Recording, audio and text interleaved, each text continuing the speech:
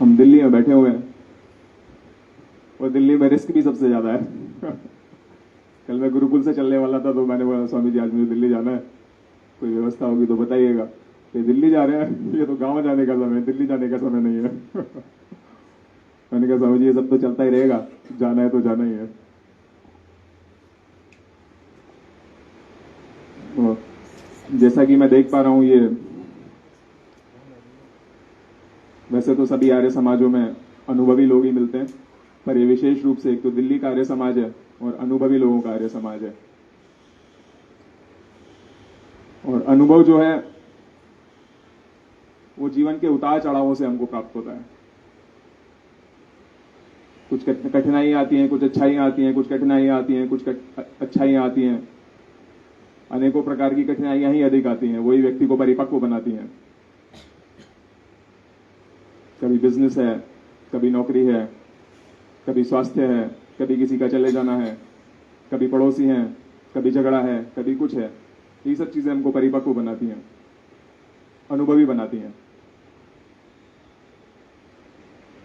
और उस अनुभव के आधार पर हम धीरे धीरे करके ये जानते हैं कि जीवन जो है एक रेखा के समान नहीं चलता। जीवन निरंतर परिवर्तन के साथ में चलता है। कुछ परिवर्तन हमारे लिए फेवरेबल रहते हैं, कुछ परिवर्तन हमारे लिए अनफेवरेबल भी रहते हैं। और कई बार स्थितियां ऐसी विकट हो जाती हैं कि वो हमारे काबू में नहीं रहती और हम लगभग हेल्पलेस हो जाते हैं।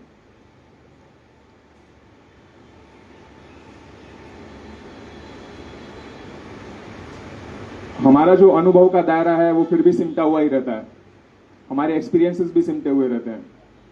और हमारी जो यादें रहती हैं वो भी ज्यादा हमारे जीवन की, हमारे एक दो पीढ़ी उनके जीवन की रहती हैं, उनके एक्सपीरियंसेस हमारे साथ में रहते हैं। और उसी से हमको ये समझ में आने लगता है कि जीवन में कितने अधिक उतार चढ़ाव आ सकते हैं। और जब हम देखते हैं, दार्शनिक दृष्टिकोण से सोचते हैं, राष्ट्रीय दृष्टिकोण से सोचते हैं, तो हमारे घर के साथ साथ ये हमारा पूरा राष्ट्र भी हमारा घर ही होता है। तो जब हम अपने छोटे से जीवन में और कुछ एक पीढ़ियों में इतने सारे परिवर्तन पाते हैं, इतनी सारी कठिनाइयां पाते हैं, तो जो ये राष्ट्र सदियों सदियों से खड़ा हुआ है, उस राष्ट्र के सामने भी कितनी ही गंभीर संकट, कितनी ही गंभीर चुनौतियां आई होंगी, ये हम इतिहास से भी जानते हैं। और अपने जीवनों पर दृष्टि डालने से भी हमको ये बात सहज ही समझ में आ सकती है।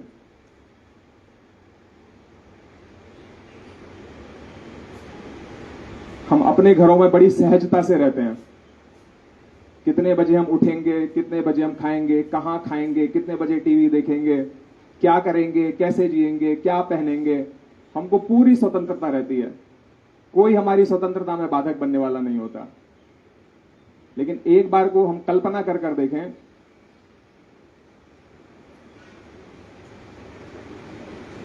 कल्पना इसलिए आवश्यक होती है क्योंकि कल्पनाओं के माध्यम से डिफरेंट पर्सपेक्टिव हमको समझ में आते हैं। और जब डिफरेंट पर्सपेक्टिव हमको समझ में आते हैं तो मंतव्य भी बढ़िया तरीके से समझ में आता है और निर्णय लेने में भी हमको बहुत सहायता रहती है। कल्पना करके देखें कि अचानक से हमारे घर के भीतर कुछ ऐसा परिवर्तन हो जाए, कोई आ जाए, कोई पॉलिसी बन जाए, कुछ भी हो जाए कि मेरे उठने का समय मेरे हाथ में ना रहे, मेरे भोजन करने का समय मेरे हाथ में ना रहे, कहां बैठकर मैं भोजन कर सकता हूं वो मेरे हाथ में ना रहे। ये रेस्ट्रिक्शन लगा दी जाए कि मेरे घर के, मेरे पास में 3 कमरे हैं, एक में तो मैं जा सकता हूं लेकिन मैं 2 में नहीं जा सकता। कमा मैं रहा हूं, खर्चा मैं कैसे करूंगा उसकी रेस्ट्रिक्शन है मेरे ऊपर, मुझे स्वतंत्रता नहीं है। हम एक ही छत के नीचे रह रहे हैं लेकिन परिवार से भेंट आधे घंटे के लिए ही हो पाएगी। सभी तरीके की रेस्ट्रिक्शन, सभी तरीके की बंदिशें, कोई स्वतंत्रता नहीं। इमेजिन करके देखिए,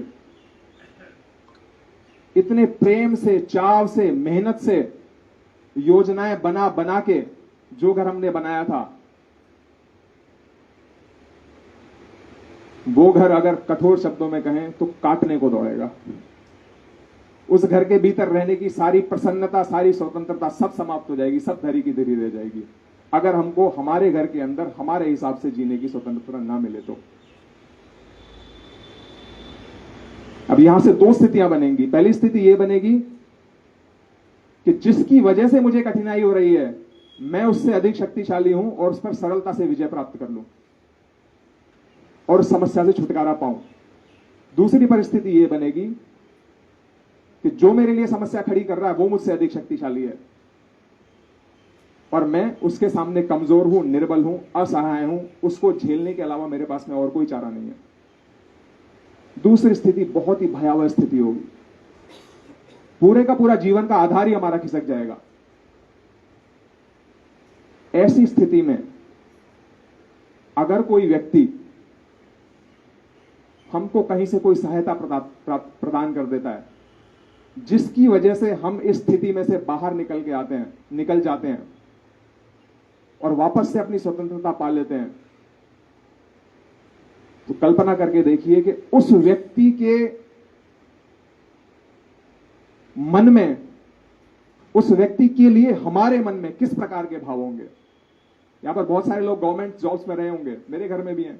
कई बार समस्याएं खड़ी हो जाती हैं, पेच फंस जाता है, नौकरी के ऊपर ही संकट आ जाता है और कोई एक ऐसा व्यक्ति होता है, या तो सीनियर होता है या जानने वाला होता है, सामाजिक प्रभाव का व्यक्ति होता है, उस पेच को खोल देता है।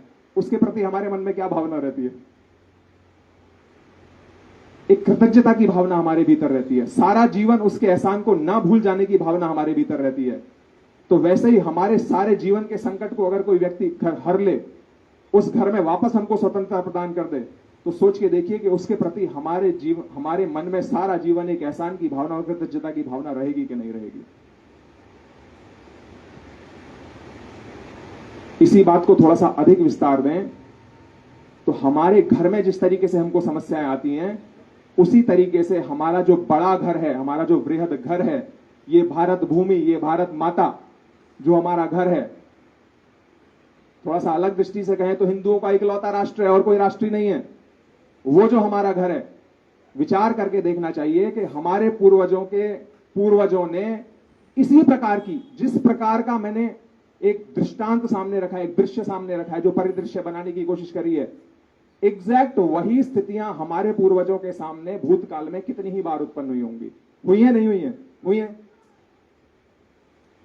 हमारे पूर्वजों को हर तरीके से विवश किया गया, किले तुम्हारे हैं, राजमहल तुम्हारे हैं, प्रजा तुम्हारी है, सब कुछ तुम्हारा है, लेकिन तुम्हारे जीने के तौर तरीके ये रहेंगे।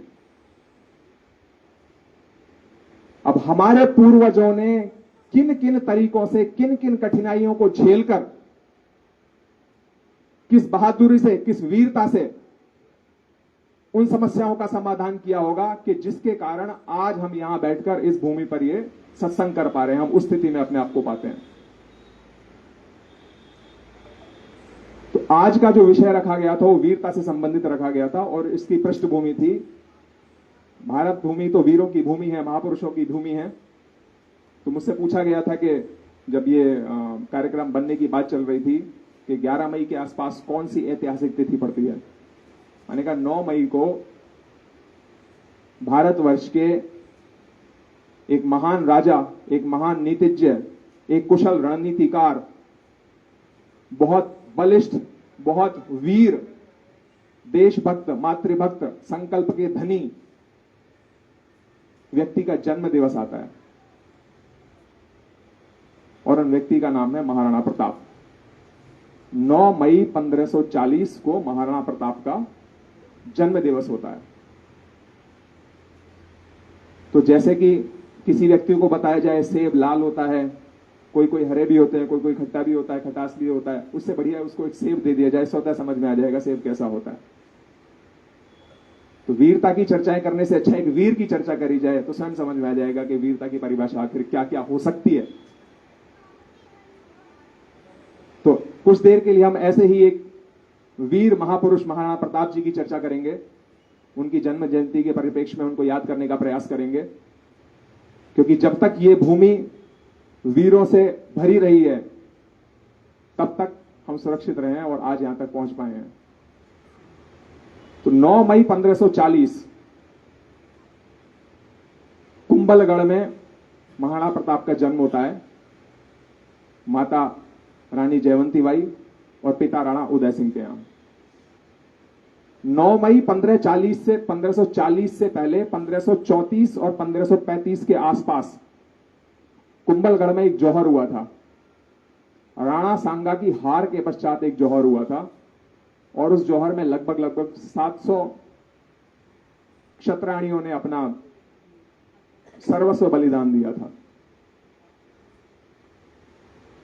और उसी के साथ साथ एक साका भी हुआ था जिसमें फत्ता और एक और कोई योद्धा थे जिन्होंने अपना अप्रतिम शौर्य दिखाया था और बहुत सारे और योद्धाओं के साथ में वो लोग वीर गति को प्राप्त हुए थे। 1540 में जब महाराणा प्रताप का जन्म होता है तो उस समय ये 1535 की स्थिति मैंने आपको इसलिए बताई कि जब व्यक्ति का जन्म हो रहा है तो वो ऐसे राज्य में जन्म ले रहा है जो कि लगभग वीरों से समाप्त हो चुका है, क्योंकि 4 साल पहले एक बड़ा जौहर और एक बड़ा साका हुआ है। साका माने जहां ये योद्धा ये जानता है कि इस युद्ध में मेरी विजय होने की संभावना अत्यंत क्षीण है और हो सकता है कि मेरी मृत्यु हो जाए, पर फिर भी वो एक योद्धा के नाते अपना धर्म नहीं छोड़ता।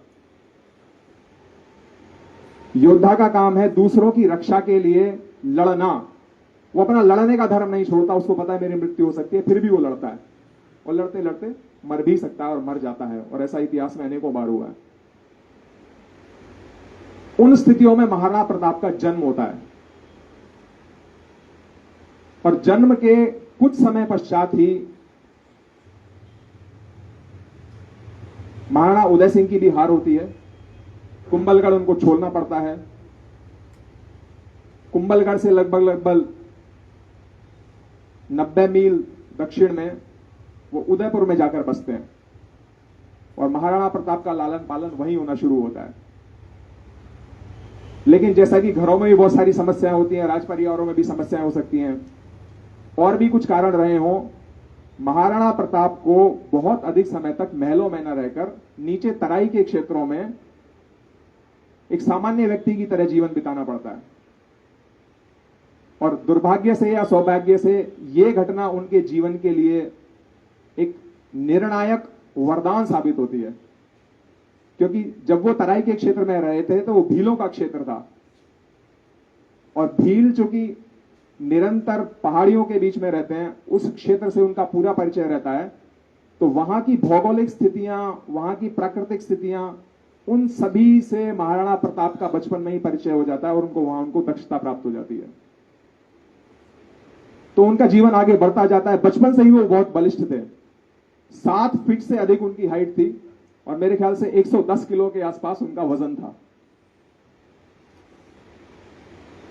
तो मैं दुबला और पतला और वो मुझसे भी लंबे और विशालकाय। धीरे धीरे उनका जीवन बीतता है, बात आगे बढ़ती है। उनके पिताजी की मृत्यु होती है और आते आते आ जाता है 1572। 1572 में 3 रानियों के 3 भाई थे, तो विकट स्थितियां बनती हैं। वो सारी परिस्थितियों से गुजरते हुए, क्योंकि महाराणा प्रताप का जो व्यक्तित्व था, वो व्यक्तित्व उसमें एक अपनी आभा थी। बलिष्ठ थे, वीर थे, सौम्य प्रकृति के थे, अपने से पहले दूसरे का सोचने वाले थे।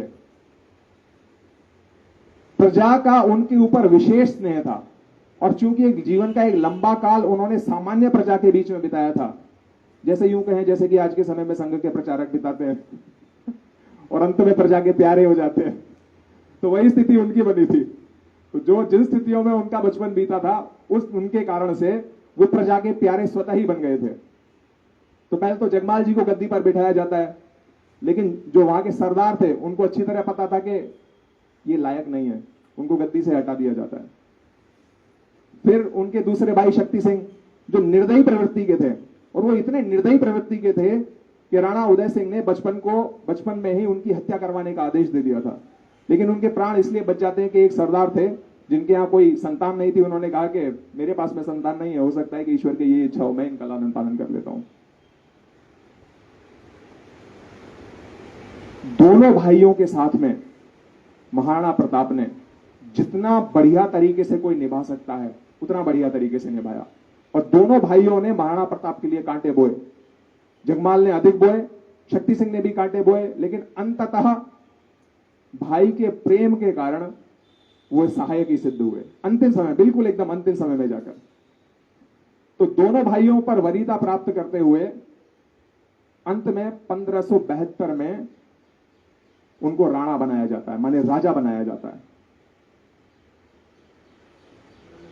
1572 वो तिथि है कि मेवाड़ का वो जो उदयपुर का एरिया है उसके आसपास के 80 मील के क्षेत्र को छोड़ दीजिए, पहाड़ी क्षेत्र है, मैदानी क्षेत्र नहीं है, उपजाऊ क्षेत्र नहीं है जहां कुछ उपज सके, पहाड़ी क्षेत्र है। उस पहाड़ी क्षेत्र के 80 मील के क्षेत्र को छोड़ करके जितने भी छोटे छोटे राजा और रजवाड़े थे उन सब के ऊपर मुगलों का आधिपत्य हो चुका था, कोई एक नहीं बचा था। उस स्थिति में महाराणा प्रताप को एक कांटों भरा ताज मिलता है।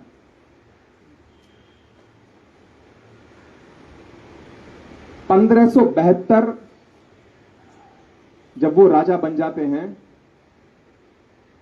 तो अकबर की जो सबसे बड़ी खटकती चीज थी वो ये थी कि भारत के जितने भी भूभाग पर का मैं राजा हूं, पूरे भारत का वो कभी राजा नहीं रहा, लेकिन जितने पर भी हूं उतने में भी इस पूरे कम से कम राजपूताना क्षेत्र में एक व्यक्ति है जो मेरे दरबार में हाजिरी नहीं लगा रहा, और वो है अकबर।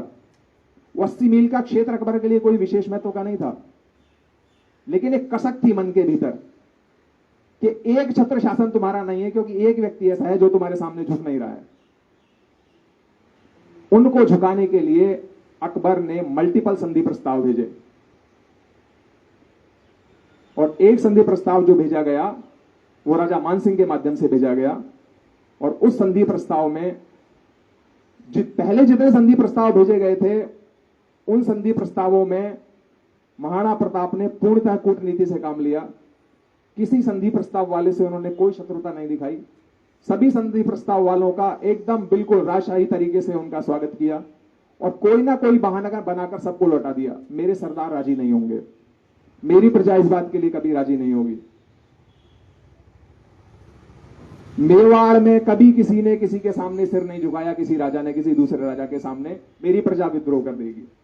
तमाम तरीके के बहाने बनाकर वो उनको टालते रहे, लेकिन मानसिंह के सामने उनकी कसक दूसरी थी। मानसिंह बड़े राजा थे, प्रभावशाली थे, और मानसिंह दूसरे मंतव्य के साथ में आए थे। चूंकि मानसिंह झुक चुके थे, रोटी बेटी का संबंध मुगलों के साथ में बना चुके थे, इसलिए समाज में एक तरीके से उनका बहिष्कार किया जा चुका था परोक्ष रूप से। जनता उनके साथ में जुड़ना नहीं चाहती थी, राजा उनके साथ में जुड़ना नहीं चाहते थे, उनके साथ में संबंध नहीं बनाना चाहते थे। मानसिंह के मन में यह भी विचार था, एक बार महाराणा प्रताप के साथ में बैठकर अगर मैं भोजन कर लूंगा तो रोटी का संबंध कम से कम खुल जाएगा। वो अपनी एक साख बचाना चाहते थे, लेकिन महाराणा प्रताप ने अपने बेटे को उनके भोजन करवाने के लिए भेज दिया और स्वयं से नहीं गए। वहां से उन दोनों की विशेष रूप से ठन जाती है, और ये आने वाले घटनाक्रमों की एक प्रकार से नींव बनती है। उसके बाद में और भी राजा आए, राजा टोडरमल आए, संधि प्रस्ताव लेकर आए। अकबर ने अनेकों प्रकार से कोशिश करी कि कैसे भी करके मैं इनको अपने साथ में मिला लूं, लेकिन महाराणा प्रताप सिर्फ बलिष्ठ नहीं थे, सिर्फ सैनिक नहीं थे, सिर्फ एक योद्धा भी नहीं थे, सिर्फ वो एक कुशल रणनीतिकार भी थे। उनको अच्छी तरीके से पता था कि आज के समय में हमारी स्थिति सीधे युद्ध की बिल्कुल नहीं है, हम युद्ध की स्थिति में नहीं है। युद्ध का मतलब होगा एक भयंकर नरसंहार, क्योंकि 1572 उनके राजा बनने से पहले 1567 में एक और जोहर हुआ था कुंभलगढ़ के अंदर, जब राणा उदय सिंह की हार होती है उस समय पर। तो वो सारी स्मृतियां भी व्यक्ति के भीतर रही होंगी, तो उनके मन में ये विचार चल रहा होगा कि अपने पूर्वजों की कीर्ति को, अपनी स्वाधीनता को भी बचाए रखूं, और मैं अपने जन की हानि भी ना करवाऊं, जो कि थे भी नहीं, हानि करवाते भी कहां से। तो इसलिए वो टालते रहे, तब तक टालते रहे जब तक बिल्कुल एकदम सारे रास्ते बंद ना हो गए। और जब अकबर को भी ये लग गया कि ये कांटा इस तरीके से निकलने वाला नहीं है, तो अंततः 1576 में 4 वर्ष तक ये प्रक्रिया चलती रही संधि प्रस्तावों की, कि कैसे भी करके हमको मिल जाए। और उसमें एक सबसे लालच भरा संधि प्रस्ताव यह भी था कि जितना मेरा शासन राज्य है, कहने को तो सारे भारत का राज्य कहते थे, उसका आधा तुम्हारा, आधी गद्दी तुमको दी जाएगी। लेकिन महाराणा प्रताप सोचते थे कि जब मैं उस आधी गद्दी के ऊपर बैठूंगा तो उस गद्दी जिस भूमि पर टिकी होगी, वो मट्टी पर, जिस मट्टी पर टिकी होगी, वो मट्टी मुझसे बार बार पुकार कर ये कहेगी कि इसमें तो हमारा पूर्वजों का खून मिला हुआ है, तुम इस पर बैठ कैसे सकते हो। उनकी अंतरात्मा ने कभी उनको गवाही नहीं दी कि वो आधे देश के शासन को भी राजा बनना स्वीकार करें, उनसे संधि कर लें। अंत में राजा मानसिंह और एक मुस्लिम सेनापति के माध्यम से जून 1576 में अकबर अपनी विशाल सेना भेजता है। अलग अलग इतिहासकार अलग अलग संख्या लिखते हैं, लेकिन इतना डिफरेंस सब में आता है कि 4 गुना अंतर कम से कम था। 20,000 80,000 अगर कम से कम वाला भी मानकर चल लें, 20,000 महाराणा प्रताप की सेना, 80,000 अकबर की सेना। दूसरा मेजर डिफरेंस, तलवार भाले धनुष, उधर से तलवार भाले धनुष प्लस तोप। महाराणा प्रताप को पता था नहीं टिक पाएंगे, संभव ही नहीं है, तोप के सामने कैसे टिकेंगे। उन्होंने रणनीति बनाई, जितना क्लोज हो सके आने दो, जंगल के जितना क्लोज आएंगे उतना हमको सरलता रहेगी, हमारी टेरिटरी है, हमारी नॉन टेरिटरी है। और अरावली की पहाड़ियों में एंट्री करने के लिए उस तरफ से जो रास्ता था वो था हल्दी घाटी थी, जो कि बहुत चौड़ा एरिया नहीं है, वहां तक वो प्रतीक्षा करते हैं। और वहां पर जो युद्ध होता है उसकी दास्तान तो हम सभी को पता ही है। वीर पुरुष का, एक लीडर का सबसे बड़ा लक्षण होता है लीडिंग फ्रॉम द फ्रंट। जब उन्होंने देखा कि दोनों तरफ से सेनाएं कट रही हैं, अधिक संहार मुगलों का ही हो रहा है, लेकिन अपना लॉस भी हो रहा है, वो विचार करते हैं कि क्यों ना मैं बीचों बीच जाकर सेनापति का ही काम तमाम कर देता हूं। महाराणा कुछ सैनिकों को लेकर जाते हैं, चीरते हुए बीचों बीच में पहुंचते हैं, चेतक पर सवार हैं, भाला उठाते हैं, चेतक की टांग हाथी की गर्दन पर है, सामने वाला हाथी पर है, भाला फेंकते हैं, दुर्भाग्य से भाला महावत को लगता है और वो बच जाते हैं। लेकिन जब चेतक नीचे आ रहा होता है तो घोड़े के नाक सूंड में जो तलवार लगी थी उससे चेतक की एक टांग घायल हो जाती है। अब चेतक के पास में बचती है 3 टांगें। चेतक और महाराणा प्रताप की कहानी सबने सुनी हुई है। कहने वाले ये कहते हैं कि महाराणा प्रताप की गर्दन घूमती नहीं थी उससे पहले, पुतली नहीं घूमती थी उससे पहले चेतक घूम जाता था, वो गहरा संबंध था। और घोड़ों के रूप में सामान्य रूप से कहते भी हैं कि हमको पशु के साथ में एक आत्मीय संबंध स्थापित करना पड़ता है। तो सोचिए पशु के साथ में भी उस व्यक्ति का कितना आत्मीय संबंध था। जब ये निश्चित हो जाता है कि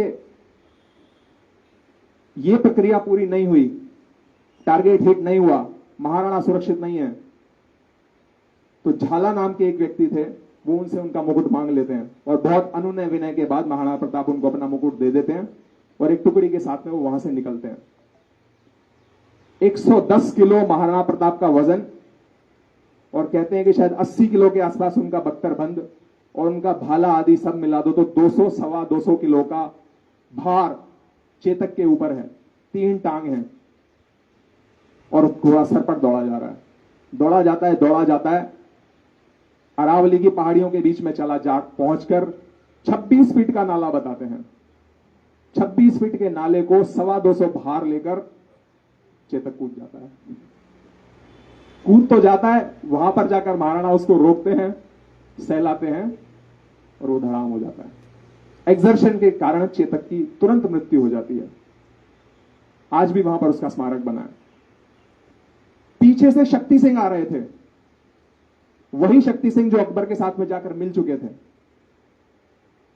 सारी स्थितियां देखते हैं तो शक्ति सिंह के भीतर बचपन से लेकर आज तक उनकी सारी उद्दंडता को बर्दाश्त करते हुए महाराणा से जो उनको स्नेह प्राप्त हुआ था, वो भीतर से उसका प्रत्युत्तर फूटता है। कहते हैं ना घर परिवार में कि अरे कोई बात नहीं, थोड़ा सहन कर जाओ, कभी ना कभी तो इसको सद्बुद्धि आई जाएगी, तुम अपनी अच्छाई मत छोड़ो, ये तुम्हारे सामने कभी ना कभी तो इसकी समझ में बात आई जाएगी। उस समय पर शक्ति सिंह की चेतना जागती है कि ये मैं क्या कर रहा हूं।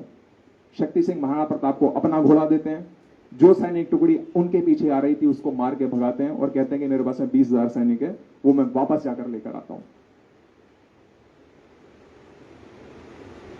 वहां से महाराणा प्रताप जंगलों में चले जाते हैं। अकबर की सेना वापस लौट जाती है। जो वो चाहते थे वो नहीं कर पाते। यहां से एक दमन का दुष्चक्र चालू होता है। महाराणा प्रताप ने जो संकल्प लिया था, मेरे पूर्वज सदा स्वतंत्र रहे हैं, मैं सदा स्वतंत्र रहूंगा, मेवाड़ सदा स्वतंत्र रहा है, स्वतंत्र रहेगा, हम किसी के सामने कभी नहीं झुके, कभी नहीं झुकेंगे, सदा स्वाधीन रहे हैं, सदा स्वाधीन रहेंगे, ये उनका संकल्प था। यहां से समस्या बढ़नी शुरू होती है, लेकिन महाराणा का संकल्प नहीं टूटता। जैसे जैसे समस्या बढ़ रही है, महाराणा का संकल्प बढ़ रहा है। यह बड़ी विचित्र सी बात है। यहां पर आने से पहले मैंने 2 पुस्तकें पढ़ी, बाई चांस में गुरुकुल में था, लाइब्रेरी में मुझे मिल गई। समस्या बढ़ रही है, आदमी का संकल्प बढ़ रहा है। क्या गजब की बात है। हमारी समस्या बढ़ती है, हमारा संकल्प टूटने लग जाता है, और उसकी समस्या बढ़ रही है, उसका संकल्प बढ़ रहा है। दमन चक्र शुरू होता है। जिस पहाड़ी पर ठहरे हैं, यह नहीं पता कि यह पहाड़ी पर आज की रात मेरी अंतिम रात है या फिर यहां पर मैं 2 महीने निकाल पाऊंगा। जितनी शक्ति थी अकबर ने सारी शक्ति लगा दी, पहाड़ी, किसी पहाड़ी पर मत टिकने दो। पिछले सप्ताह हम अपने गुरुकुल के दल को, बालकों को, नारनौल में एक मृत ज्वालामुखी है, घोसी का पहाड़ बोलते हैं, ढोसी का, वहां पर लेकर गए थे। खड़ी चढ़ाई है एकदम। बालक चढ़ गए। वहां पर जाकर पानी का सिर्फ एक सोर्स है, कुआं। ऐसी भी स्थिति आती है महाराणा प्रताप के सामने, स्वयं हैं, रानी हैं, छोटे बच्चे हैं, सारे शुभचिंतक हैं, उनके परिवार हैं, और कोई आकर उस कुएं में जहर डालकर चला जाता है। हम अपना पानी नीचे इसलिए छोड़ गए थे, भोजन हमको ऊपर जाकर बनाना था कि ऊपर ही जाकर पानी ले लेंगे, क्यों ढोना इसको, व्हीकल तो वहां जाता नहीं है। उनके सामने सोचकर देखिए, ही इज द लीडर, उनका उत्तरदायित्व है, सबकी सुरक्षा उनका उत्तरदायित्व है। और जब भोजन बनाने का समय आए तो पता चला कि कुएं के अंदर जहर मिला हुआ है। सोचकर देखिए उस व्यक्ति का, मतलब उस व्यक्ति के भीतर क्या मंथन चल रहा होगा। जब हम छोटे होते हैं तो हमारी समस्याओं को सुलझाने वाले बहुत लोग होते हैं, पर जब मैं पिता बना तो मुझे लगा कि मतलब ये जो छोटे छोटे से हैं, इनके लिए तो मैं उत्तरदायी हूं। एक अजीब सी टेंशन है। पानी पीने के लिए नहीं बचा है, इसका मतलब वो पहाड़ छोड़ना पड़ेगा, दूसरे पहाड़ पर जाना पड़ेगा। पूरे दल बल के साथ में दूसरे पहाड़ पर जा रहे हैं। ये दमन चक्र चलता रहता है। अंततः ये दमन चक्र चलते चलते चलते चलते ये स्थिति उत्पन्न हो जाती है, खाने के लिए अन्न का दाना नहीं है। छोटे बच्चे साथ में हैं, क्या उपाय किया जाए? और कुछ नहीं तो जंगली घास को घिसकर उसकी रोटियां बना ली जाए। जंगली घास की रोटियां बनाई जाती हैं, परिवार उनको खा रहा है, जो मजबूत समर्थक है वो उनको खा रहे हैं घास की रोटियों को। पर बात यहीं रुकती नहीं है। एक जंगली बिलाव आता है और उनकी बेटा या बेटी के हाथ में जो जंगली रोटी का टुकड़ा था उसको छीन के ले जाता है।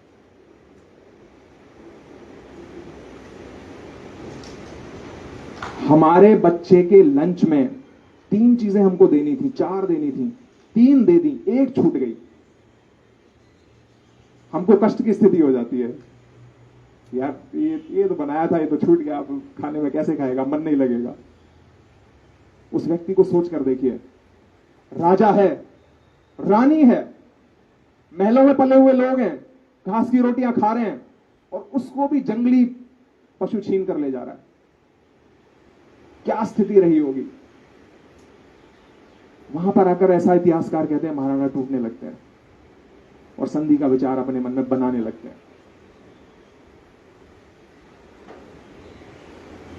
पर भारत तो भारत है। भारत की शक्ति उसकी सामाजिक संरचना रही है। एक व्यक्ति खड़े होते हैं,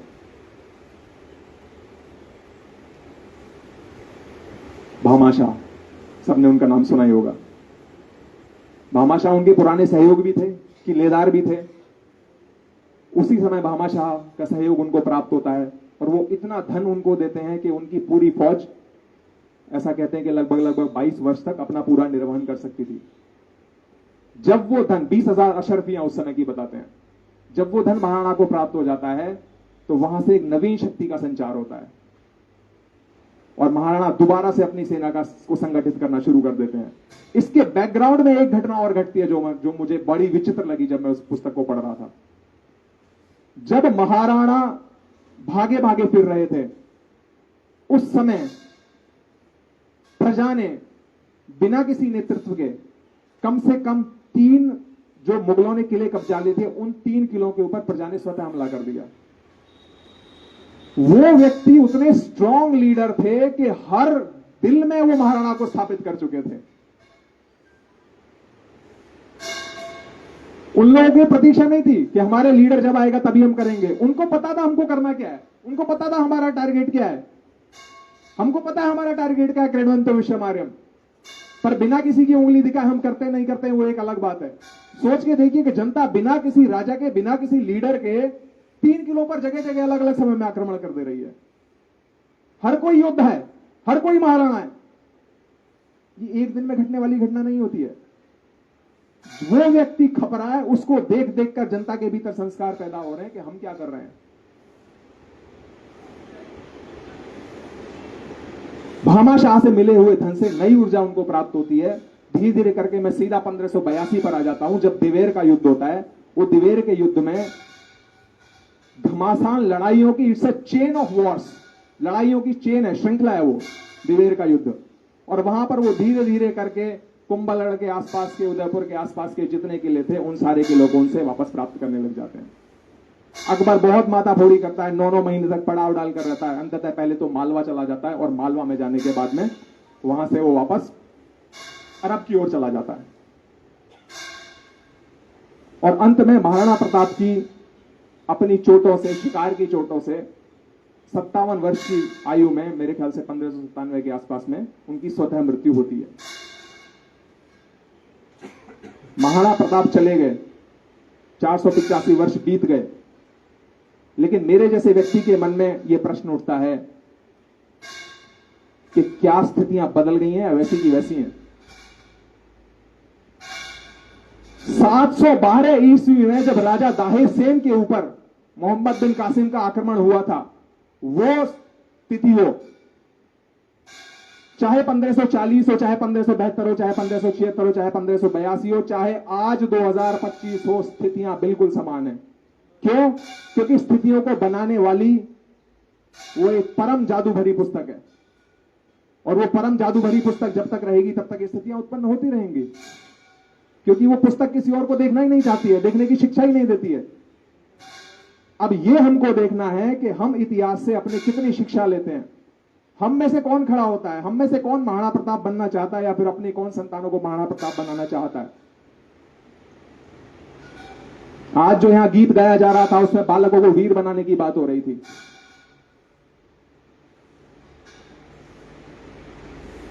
गुरुकुल में 1 वर्ष 2 वर्ष से जो बालक रह रहे हैं, और इस वर्ष की जो न्यू एडमिशन है, न्यू एंट्रेंट है, जब हम घोसी के पहाड़ पर सामान लेकर चढ़ रहे थे भोजन का, तो नए बच्चे 8वीं सीढ़ी के साथ बैठ जा रहे थे। 8वीं सीढ़ी मैं इसलिए कह रहा हूं कि खड़ी चढ़ाई है एकदम, और पुराने बच्चे अपने कंधे के ऊपर चावल का बोरा लेकर, आधी बोरी, वो चले जा रहे थे। ये परवरिश का अंतर है। पुराने बच्चे इन्हीं अरावलियों की पहाड़ियों में भ्रमण कर करके उनको इतना ट्रेंड किया जा चुका है, इतना मजबूत किया जा चुका है। दिन में 12 किलोमीटर की दौड़, गाय का दूध, गाय का घी, उनको इतना मजबूत किया जा सकता है, वो हर स्थिति के लिए तैयार है। उनको मॉक ड्रिल की आवश्यकता नहीं है, दे आर रेडी। 2 साल पहले मैं एक रिपोर्ट पढ़ रहा था कि हरियाणा और पंजाब में आर्मी को अपने फिजिकल इवैल्यूएशन की जो स्टैंडर्ड्स हैं उन पर पुनर्विचार करने की आवश्यकता पड़ रही है, क्योंकि यूथ के अंदर वो स्ट्रेंथ नहीं बची है। विचार करके देखिए स्थिति क्या बनेगी। आज के समय में जब डोकलाम में फाइटिंग होती है तो हमारे मजबूत सिपाही वो चिंगी मिंगियों के ऊपर यूं ही भारी पड़ जाते हैं। आप उनको अंदर से खोखला कर दीजिए, करेंगे क्या? तो हमारे भीतर भावनाएं तो हैं, हमारे बच्चे वीर बने। वीर बनने के लिए सबसे पहला लक्षण है व्यक्ति में शारीरिक बल होना चाहिए। और शारीरिक बल तो कुछ ना कुछ करने से ही आएगा। शारीरिक बल के लिए विशेष प्रयास, विशेष पुरुषार्थ हमको करना पड़ेगा अगर हमके बच्चों को शारीरिक बल से परिपूर्ण करना है तो। बौद्धिक बल होना चाहिए। बालकों में यह समझ होनी चाहिए कि कम संसाधनों के भीतर किस प्रकार से हमको मैनेज करना है, किस प्रकार से अपना जीवन चलाना है। जब तक वो समझ उत्पन्न नहीं होगी तब तक बालक ना तो शारीरिक रूप से बलशाली बनेंगे, ना मानसिक रूप से मजबूत बनेंगे। और शारीरिक रूप से कमजोर और मानसिक रूप से कमजोर व्यक्ति कभी भी वीर नहीं बन सकता।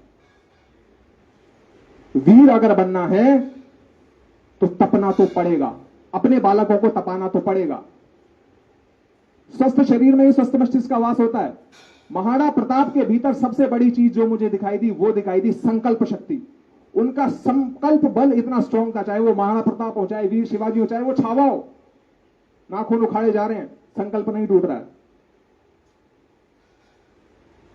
जब तक हमारे बालक शारीरिक रूप से, मानसिक रूप से मजबूत नहीं बनेंगे, संकल्प शक्ति कहां से पैदा होगी? वो तो बेसिक रिक्वायरमेंट है। इसलिए हम सबको ये विचार करना पड़ेगा कि जिन एनवायरमेंट में के भीतर हमारे बालक पढ़ रहे हैं, क्या हम वाकई वो एनवायरमेंट हमारे बालकों को शारीरिक मजबूती दे पा रहा है, या फिर हमको पुनर्विचार करना पड़े कि हमारे बालक घरों में रहकर पढ़े या फिर गुरुकुलों में रहकर पढ़े। ऐसे गुरुकुल हम निर्माण करें, ऐसे गुरुकुलों को हम खड़े करें जहां पर कि बालकों को बढ़िया मजबूती के साथ में, बढ़िया मैनेजमेंट के साथ में, बढ़िया चारित्रिक गुणों के साथ में उनका विकास किया जा सके। इन सारी बातों पर हमको विचार करना पड़ेगा।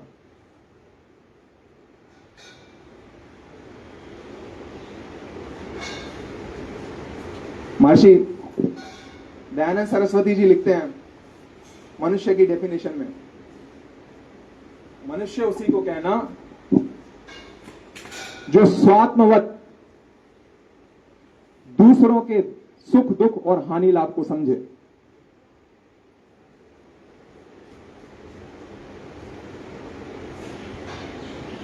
धर्मात्मा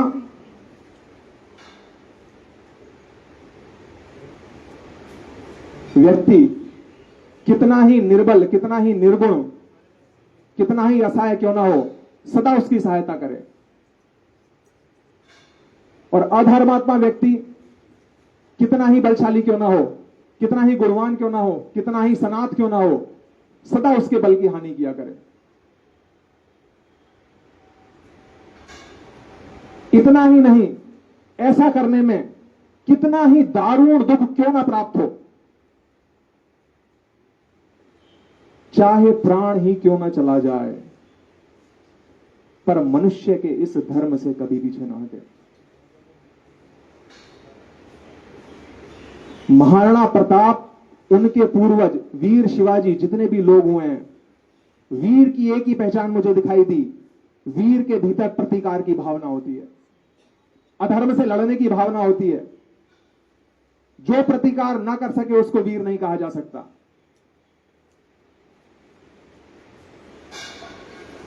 और यह प्रतिकार अलग अलग क्षेत्रों में अलग अलग तरीके से होता है।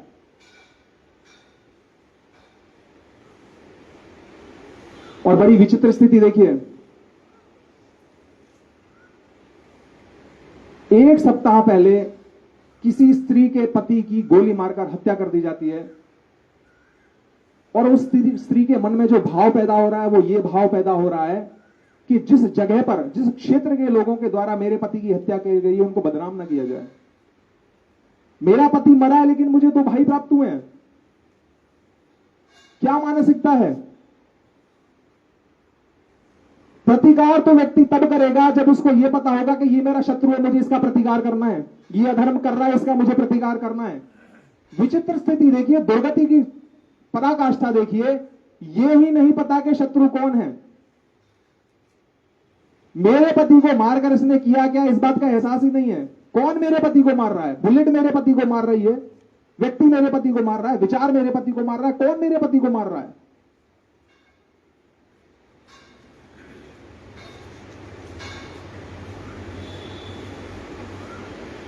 तो ये जो वैचारिक खोखलापन है, इस वैचारिक खोखलेपने को भरना भी बड़ा साहस का काम है। वीर लोग ही इसको कर सकते हैं। देखिए, वैश्य व्यक्ति वीर तब कहेगा जब अपने धन का दान कर सके। क्षत्रिय व्यक्ति वीर तब कहेगा जब अपनी शक्ति का, अपने प्राणों की परवाह ना करते हुए भी रक्षार्थ लगा सके। पन्नाधाय वीर तब कहाई राज्य की सेवा करने के लिए अपनी संतान की परवाह ना करते हुए महाराणा उदय सिंह की रक्षा करी, तभी महाराणा प्रताप पैदा हुए। ब्राह्मण वीर तभी कहाएगा जान प्राप्त तो कर ले, लेकिन हर जगह उस जान को पहुंचाने का अपनी अंतिम सांस तक प्रयास करे, चाहे प्राणों पर संकट ही क्यों ना आ जाए। ये कौन सी सोच है जो एक सप्ताह पहले की विधवा स्त्री से यह कहलवा रही है कि जिन लोगों ने मारा उस जगह के लोगों को बदनाम ना किया जाए, मुझे 2 भाई तो प्राप्त हुए हैं। इस सोच को कौन फिल करेगा? जिसके पास में जान होगा वही तो करेगा। और विडंबना की बात देखिए, जिस जगह पर बैठा हूं ये सबसे ज्यादा जानियों की जगह है, आर्य समाज।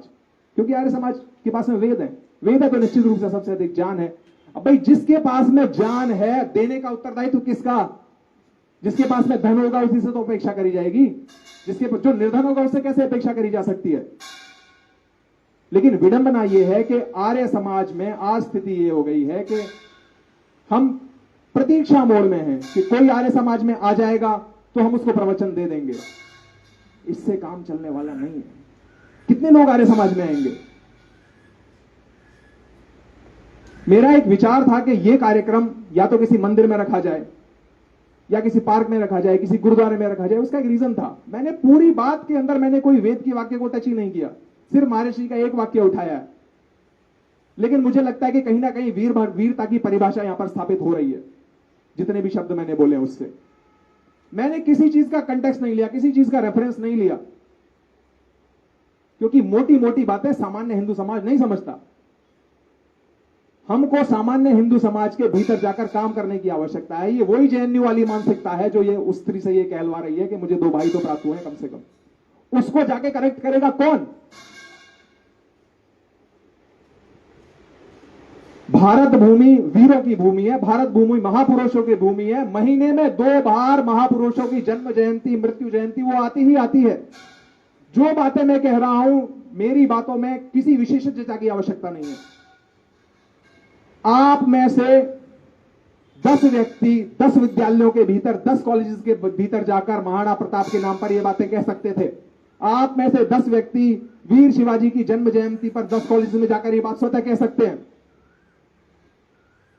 जिस भी महापुरुष की जयंती उठा लीजिए, आप में से 10 व्यक्ति 2 घंटे पढ़कर ये बातें वहां पर जाकर कह सकते हैं। वो जो 3 किलो पर महाराणा प्रताप की अनुपस्थिति में जनता ने विद्रोह करके आक्रमण कर दिया था, उनको गाइड करने वाला कोई नहीं था। उनकी आत्मा जागी हुई थी। ये मेरा फील्ड नहीं है। मेरा फील्ड योग दर्शन, सांख्य दर्शन, ध्यान उपासना वाला फील्ड है मेरा। लेकिन ये करते हैं क्योंकि ये युग धर्म की आवश्यकता है। नहीं करेंगे तो कौन करेगा? 3 मोर्चों पर हमको काम करने की आवश्यकता है। बालक, जवान और बड़ी आयु के लोग। बालकों के लिए गुरुकुल हैं, हमको निश्चित रूप से विचार करना पड़ेगा। जो बढ़िया गुरुकुल काम करने हैं, तन मन धन से पूरी शक्ति हमको लगानी पड़ेगी, कोई उपाय नहीं है। जो बड़ी अवस्था के लोग हैं, जो ऑलरेडी छिसक चुके हैं, घर वापसी के अलावा कोई उपाय ही नहीं है। आप दूसरे पड़ोसी देश में जो कि मतलब क्या पिद्दी का शोरवा और 15 मिसाइलें दाग रहा है 15 अलग अलग शहरों को टारगेट करके। आप देखिए तो सही, आप इसको एक नजरिए से उन्माद कह सकते हैं। एक नजरिए से यूं समझ लीजिए कि महर्षि ने जो बात रखी है, उन्होंने जिस एंगल से उसको समझा हुआ है, उस एंगल से महर्षि ने लिखा है कि अगर प्राणों पर भी संकट हो तो भी अपने काम में लगा रहे। उनके प्राणों पर संकट है तो भी अपने काम में लगे हैं, क्योंकि उन्होंने उसी को अपना काम समझा हुआ है। हम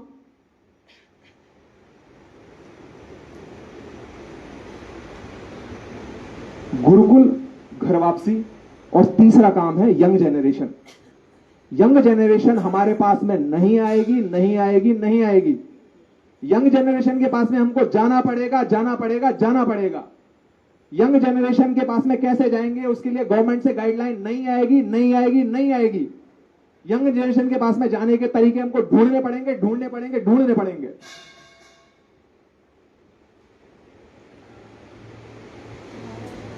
भारत विभूतियों का देश है, यहां तो भगवान ने इतने अवसर दे रखे हैं, जितने मर्जी अवसर ढूंढ लीजिए। और ये काम कर आर्य समाज ही कर सकता है और कोई नहीं कर सकता, क्योंकि बैटलफील्ड एकदम अलग तरीके का है। बॉर्डर पर जो हो रहा है वो एक ग्रॉस बैटलफील्ड है। अगर मैं पूछूं संसार का सबसे सूक्ष्म बैटल यंत्र कौन सा हो सकता है, सूक्ष्म शस्त्र संसार का कौन सा होगा? संसार का सबसे सूक्ष्म बैटल इंस्ट्रूमेंट अगर कोई है तो वो है हमारी अपनी बुद्धि। सबसे सूक्ष्म बैटल यंत्र। बुद्धि का काम है अध्यवसाय करना, करूं ना करूं, करूं ना करूं।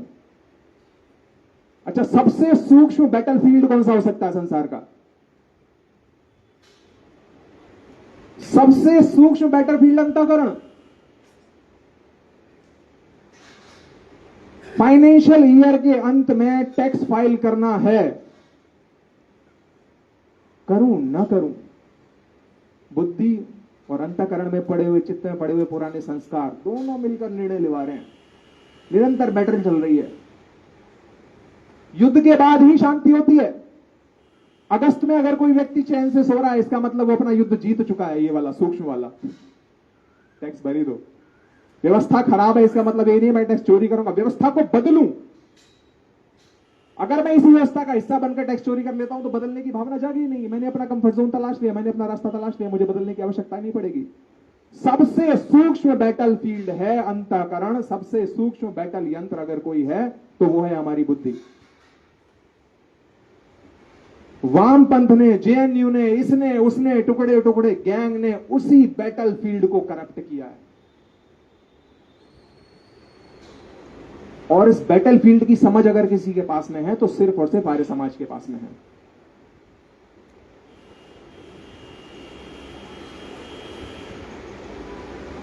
तो जिसके पास में बैटलफील्ड की समझ है, जिसके पास में सूक्ष्मतम यंत्र है, जिसको उसकी जानकारी है। भाई अर्जुन की स्थिति क्या थी? महाभारत का युद्ध जीतने से पहले अर्जुन जो है वो ये वाले बैटलफील्ड में लगभग हार चुका था।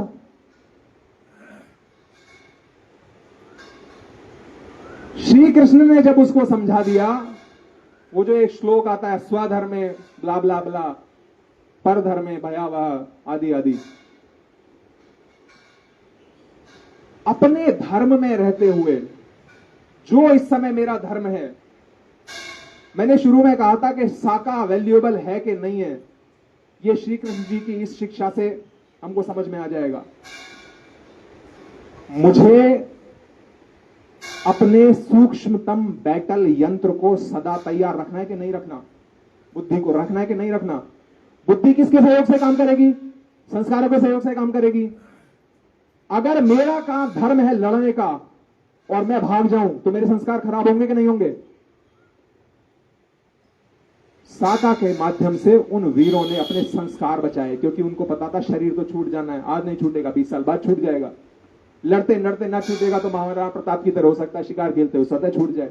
शरीर तो छूटेगा, संस्कार नहीं छूटने वाले। संस्कार छूट गए तो मेरा बैटलियन, रामचंद्र जी का धनुष कभी नहीं उतरा, कृष्ण जी का चक्र कभी नहीं छूटा। सूक्ष्मतम हथियार जो उनके पास थे वो सदा उन्होंने पहने करके रखे। और मनुष्य का सूक्ष्मतम हथियार उसकी बुद्धि है, पर वह काम करता है संस्कारों के साथ में मिलकर। संस्कार खराब नहीं होने चाहिए। स्त्री जलकर मर जाएगी, अपना सतीत्व नहीं छोड़ेगी, क्योंकि सरेंडर करने का संस्कार उसको अपने भीतर उत्पन्न नहीं करना है। प्रतिकार की भावना बनी रहनी चाहिए। वीर पुरुष का सबसे बड़ा लक्षण है प्रतिकार की भावना। स्वामी महर्षि दयानंद सरस्वती हमको निरंतर यही शिक्षा देते गए, प्रतिकार होते रहना चाहिए, प्रतिकार होने रहना चाहिए। अधर्मी के बल की क्षीणता, उसकी हानि करते रहना चाहिए, चाहे प्राण ही क्यों ना चला जाए।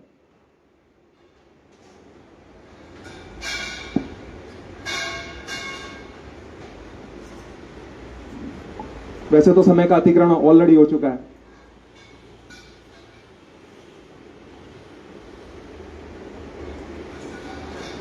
अंततः हमको अपने भीतर से वो आवाज जगानी ही पड़ेगी कि मैं बाहर निकलकर कर सकता हूं।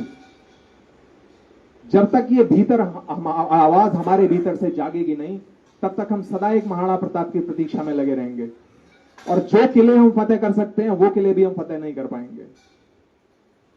हमको अपना मिशनरी मोड एक्टिव करना ही पड़ेगा।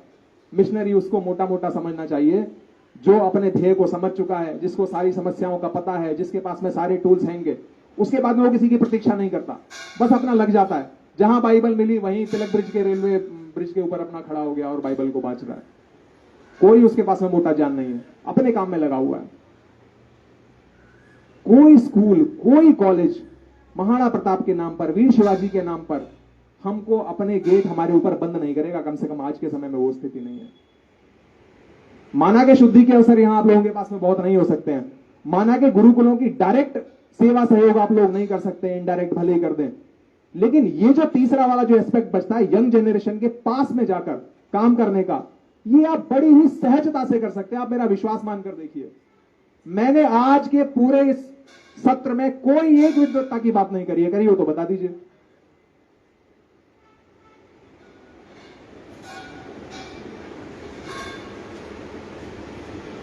धातुओं का अर्थ लगाकर, निरुक्त में से ढूंढ ढूंढकर, वैदिक ऋचाओं में से ढूंढ ढूंढकर, रामायण में से ढूंढकर, महाभारत में से ढूंढकर, गीता में से ढूंढकर कोई एक वैदिक विद्वान आएगा और 20 उदाहरण आपको दे देगा।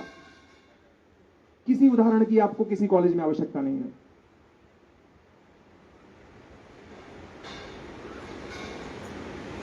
अपने संस्कारों को कैसे दृढ़ रखना है, स्वधर्म पर कैसे अड़िग रखना है, इतना मोटा मोटा अगर आप युवा वर्ग को बताते चलेंगे। मैं अपने एक सेशंस की बात बता देता हूं, उसके बाद में इसको विराम देना ही पड़ेगा। कर्मफल सिद्धांत का एक सेशन चल रहा था, मेरे ख्याल से 9वीं या 11वीं के आसपास की रेंज का बच्चा रहा होगा। अंत में वो बच्चा आकर मुझसे कहता है कि मेरे पिताजी हर दूसरे तीसरे महीने गंगा जी जाते हैं। कहते हैं अब तो बहुत हो गया, आप चलो ठीक है, बाप छुड़ा के आ जाते हैं। अपने पिताजी की बात आकर बता रहा है। ये बात मैं हंसते हुए इसलिए कह रहा हूं, यंग जनरेशन का दोष नहीं है, दोष उनका है जिनको उनको संस्कारित करना था। अगर हम उनको संस्कारित नहीं कर पाए, नहीं कर पा रहे, तो दोष हमारा है। और शास्त्र की दृष्टि में, वेद की दृष्टि में, ऋषि की दृष्टि में अंततः हम लोग सब, देखिए कहना ही पड़ेगा, कायर ही कहलाएंगे। जो करणीय कार्य है, वीर तो वही है जो करणीय कार्य को करे। प्राणों का संकट आए तो भी करे, नहीं कर रहा तो इसका मतलब वीर नहीं हुआ। और वीर और कायर के बीच का कोई तीसरा विकल्प नहीं है। या तो व्यक्ति वीर है या वीर कायर या कायर है।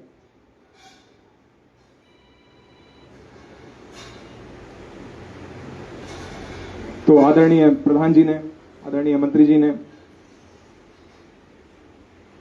पदाधिकारीगणों ने मुझे समय दिया।